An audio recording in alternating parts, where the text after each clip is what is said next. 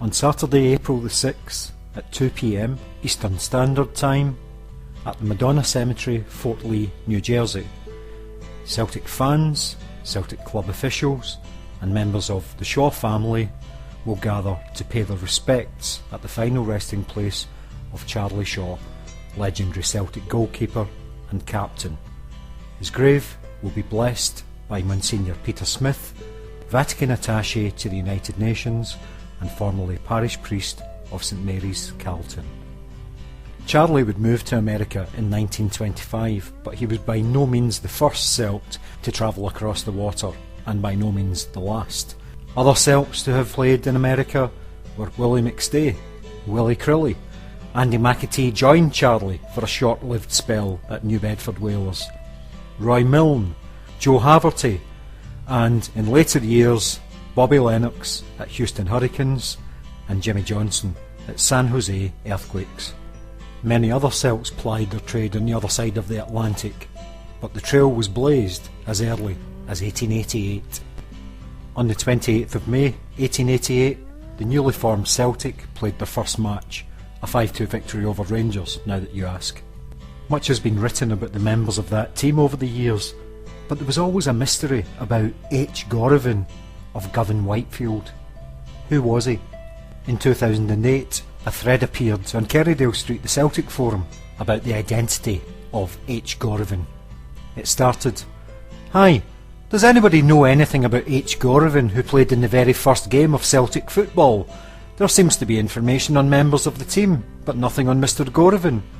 Also, in the list of all the players in the first game Celtic played in brackets, there are football clubs mentioned. What do they mean, etc. H. Gorovin, Govan Whitefield. Hope to hear from someone with knowledge of the Celtic football history." Safe to assume, perhaps, that the questioner had limited experience of Celtic's history. The question would remain unresolved until the summer of 2010, when the newly established Celtic Grave Society took it upon themselves to find the resting place of every member of that first ever Celtic team, including H. Gorovin. So what was known about the elusive H. Gorovin? Hibs historian Alan Lupton had identified a Harry Gorovin playing for them in 1888. He was also recorded as having played at Govan Whitefield. But the main clues came from the late great Eugene McBride, Celtic historian and former editor of The Celt. McBride named Gorovin as Charlie Gorovin. It was believed that Charlie Gorovin could possibly have had a middle initial, and this caused some confusion in later years. So what of Charlie's playing record? He played in Celtic's first ever game on the 28th of May 1888. Did I mention that that was a 5-2 victory over Rangers? And he also played in 2 other friendly matches against Dundee Harp and Abercorn in the summer of 1888. After that, no Celtic appearances and no appearances for any other Scottish football club. Eugene McBride had a handwritten note that Charlie went on to play for Brooklyn Longfellow in New York in the summer of 1889, although there was nothing to confirm this. Eugene's note, crucially, would also suggest that he went to the USA with an M. Gorovin, a brother, perhaps. The Celtic Grave Society decided to have a fresh look at family history records, as well as reviewing Gorovin's match appearances. Gorovin first appeared in a Scottish Cup tie on the 4th of October 1886, playing for Queen's Park versus Govan Whitefield. Played at Hampden Park before a large turnout of spectators, the Queens played a strong team, although they were without Gow, whose place was taken by C. Campbell, the veteran halfback. The home side lost the toss and at once began to press their less experienced opponents, scoring a goal in a few minutes. For the Whitefield, McCulloch at goal and Gorovin at back played splendidly. The teams: Whitefield, goal McCulloch, backs Gorovin and Robertson. So Gorovin played as a back for Whitefield. The search continued. Our next match report took us to 1888, the 4th of January 1888 to be precise. Third Lanark versus Hibernians. In presence of nearly 2,000 spectators, a hastily arranged fixture between these teams came off yesterday at Cathkin Park, Glasgow. Rain fell in torrents all afternoon, but the snow had entirely disappeared and the ground was in fairly good condition.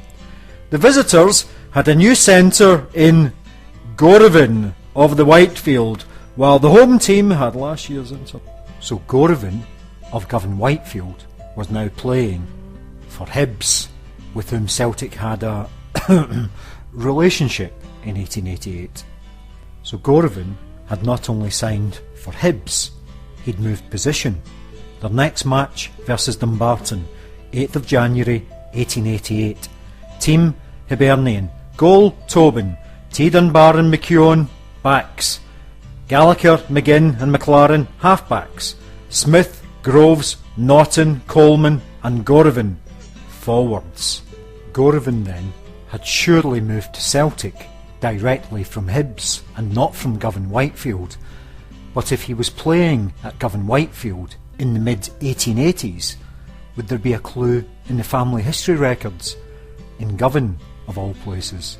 In the late 19th century, Govan was home to a large number of Irish immigrants and immigrants from the Highlands seeking work in the shipyards of Glasgow. The previously mentioned Scottish family history records, newly digitised, would prove a particularly rich source of information to the Celtic Grave Society. The Scottish Population Census of 1881. Civil Parish of Govan, 15 Queen Street. Stephen Gorovin, head of family, married, age 50, general labourer. Where born? Ireland. Margaret Gorovin, wife, age 48. Where born?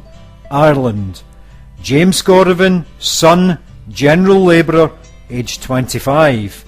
Michael Gorovin, son, aged 18, general labourer. Charles Gorovin, aged 16, general labourer. Where born? Ireland. Patrick Gorovin, aged 14, scholar. Margaret Gorovin, daughter, aged 12, scholar. All born in Ireland. Conclusive evidence that we weren't looking for H. Gorovin or Harry Gorovin, but Charles Gorovin, who in 1881 was living with his family in Govan, aged 16.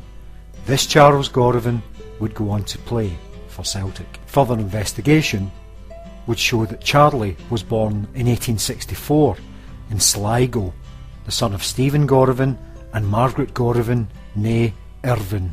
This information was incredibly useful, but only to a point, because it proved who the Gorovin was who played for Celtic on the 28th of May 1888, 5-2 against Rangers, now that you ask.